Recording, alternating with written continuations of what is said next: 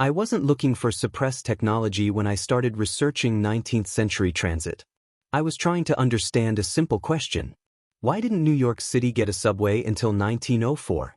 The city was choking on traffic by the 1860s.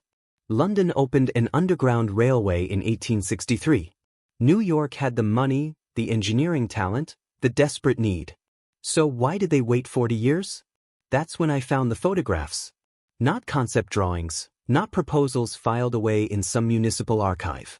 Actual photographs from 1870 showing an underground railway beneath Broadway, a waiting room with chandeliers and frescoed walls, a fountain stopped with goldfish, a grand piano, and a train car, elegant and cylindrical, gliding through a tunnel powered by nothing but air. No smoke, no steam, no horses, just compressed air pushing passengers smoothly beneath the streets of Manhattan. 400,000 people rode it in its first year.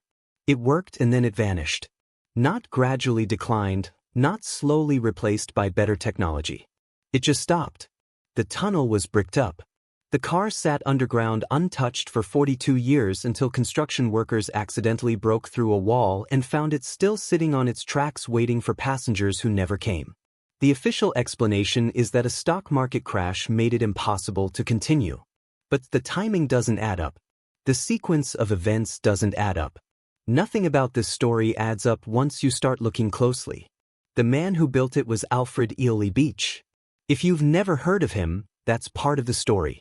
Beach was the owner and editor of Scientific American, one of the most respected publications in the country. He was a patent lawyer who processed thousands of inventions. He held patents himself, including a typewriter for the blind that won a gold medal at the 1853 Crystal Palace Exposition. This wasn't some eccentric tinkerer. This was one of the most connected, credentialed, and respected inventors in America. And he'd been thinking about underground transit since 1849 when he first proposed a subway system in the pages of his own magazine. By the late 1860s, New York desperately needed what Beach was offering. 700,000 people were crammed into lower Manhattan. The streets were chaos. Horse-drawn omnibuses moved at walking pace through traffic so dense it could take 30 minutes to cross Broadway. Horses collapsed from exhaustion and were left in the streets. The air was thick with manure and dust. One newspaper wrote that a healthy person couldn't ride a dozen blocks without getting a headache. Beach this from his office window overlooking City Hall and knew there was a better way. A tube, a car, a revolving fan, he wrote. Little more is required. In 1867, he built a working prototype at the American Institute Fair. A 100-foot wooden tube 6 feet in diameter with a car that could carry 10 passengers. A giant fan at one end pushed the car forward. Reversed the fan and suction pulled it back. The public loved it. This was the future they'd been waiting for. Clean, fast, quiet, modern. But Beach understood something that matters for the rest of this story. The people who controlled New York's transportation had no interest in a better system.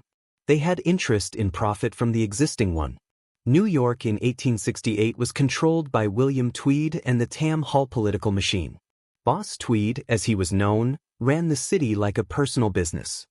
His ring was siphoning somewhere between $40 million and $200 million from city contracts through kickbacks, inflated invoices, and outright theft.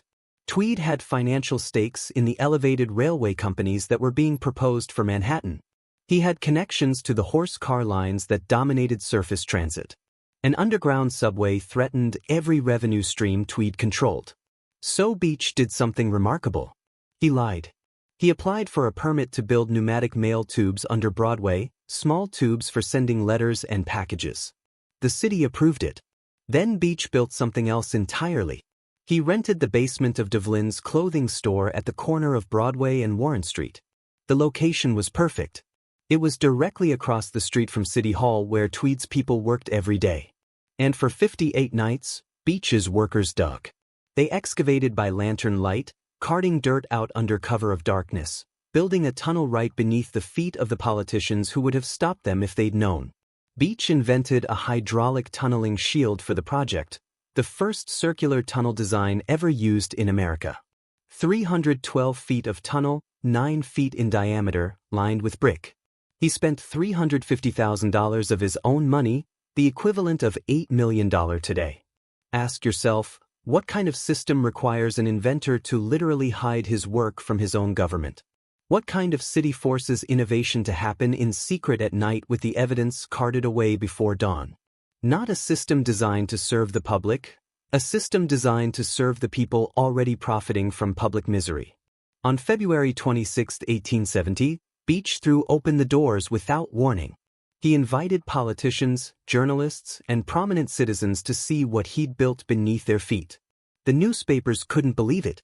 A fashionable reception held in the bowels of the earth read one headline.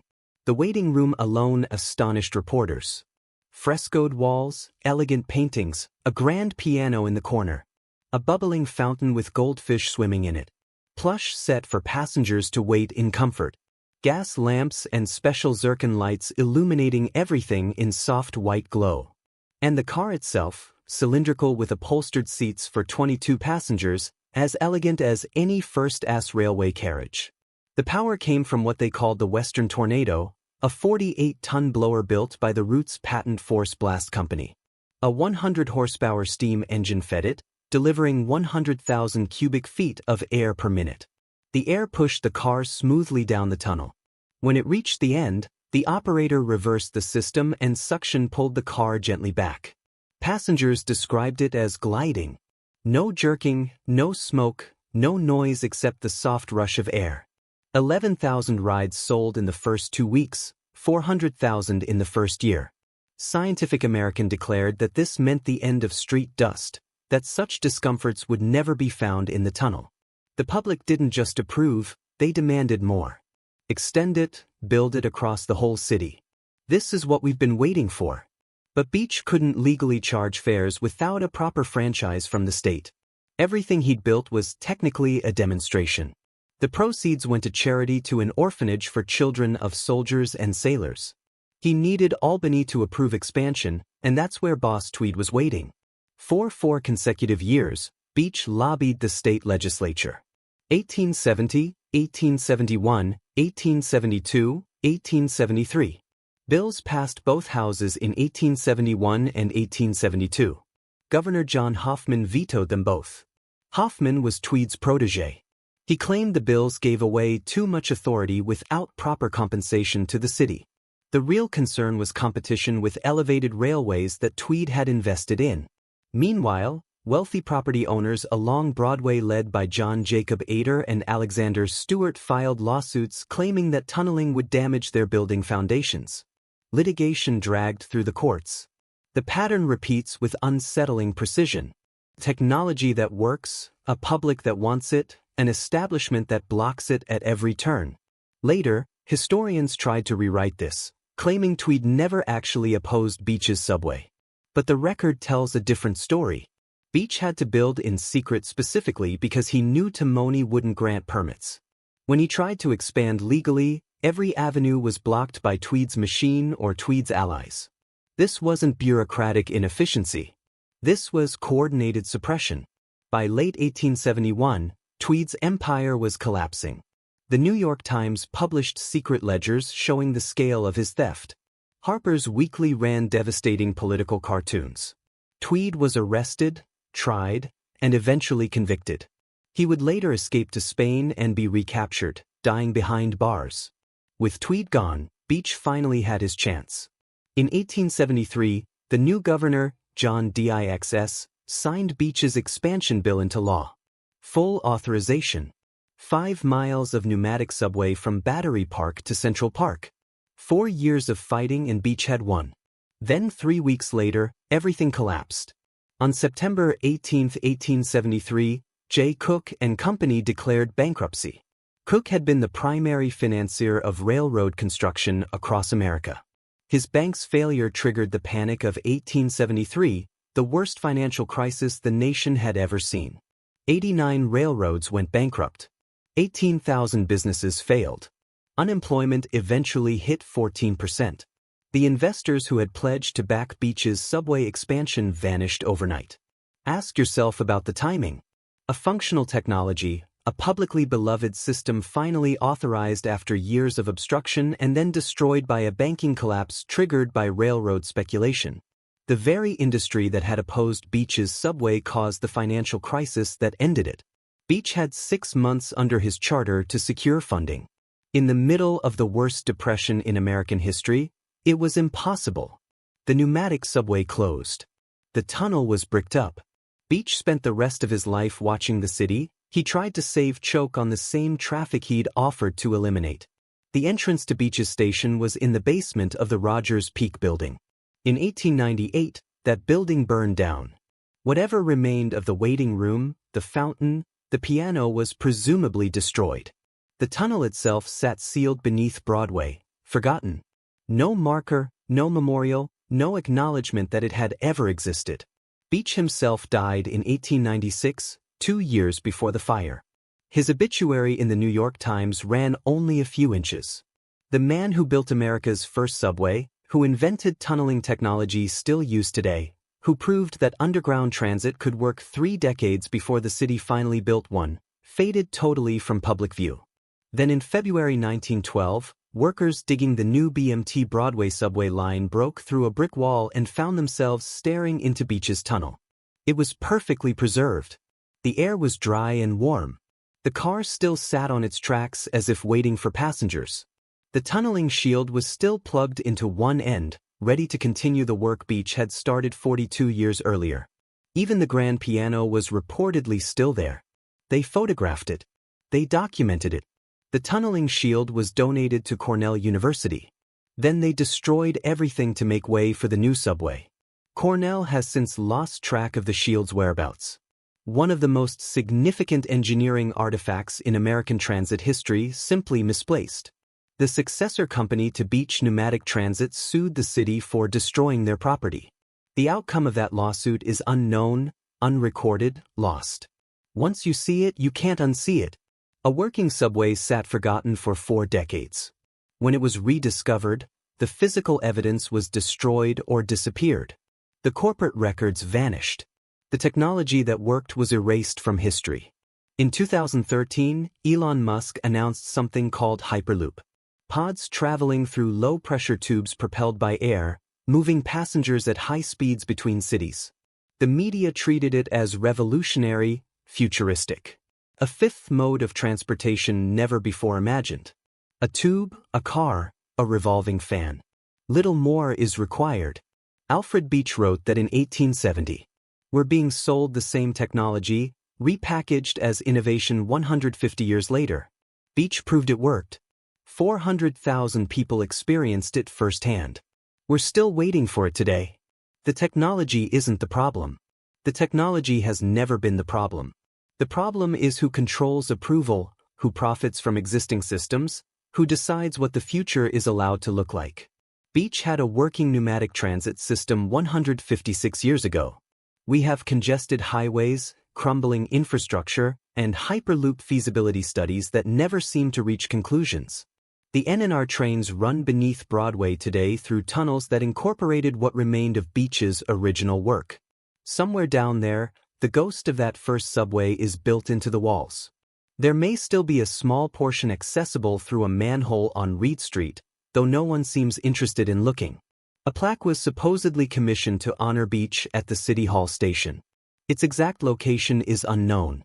Some say it was never actually installed. What we know is this. Alfred Beech built a functional underground transit system in 1870. It worked. The public loved it. Political corruption blocked its expansion for years. The moment it was finally approved, the financial system collapsed. The evidence was sealed, forgotten, then destroyed or lost when it was rediscovered. What we're left asking is harder. Why did it take 34 more years for New York to build a subway after one already existed? Why is there no memorial at the site where American underground transit was born? Why did Cornell lose the tunneling shield? Why are we still being promised pneumatic transit technology that worked before anyone alive today was born? Here's what I keep returning to.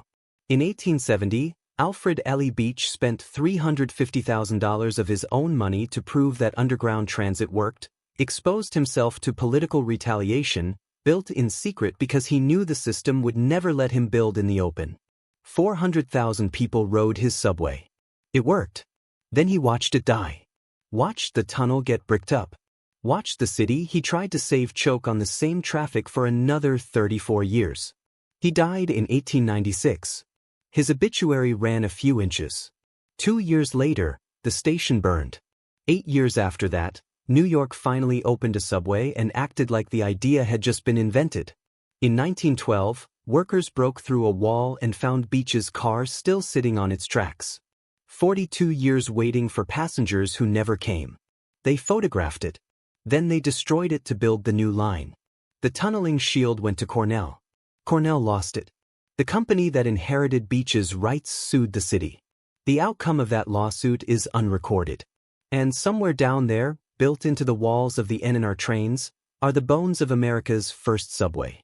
No plaque anyone can find, no memorial at the site where it all began, just the pattern, a technology that worked, a public that wanted it, an establishment that killed it, and a city that waited 3 decades to build what one man had already built with his own money in 58 nights right under their feet. The question isn't whether this happened. The question is how many times it's happened since. What else worked? What else was buried? What else are we still waiting for that someone already built and someone else decided we weren't allowed to have? The tunnel is gone, but the pattern remains. And once you see it, you can't unsee.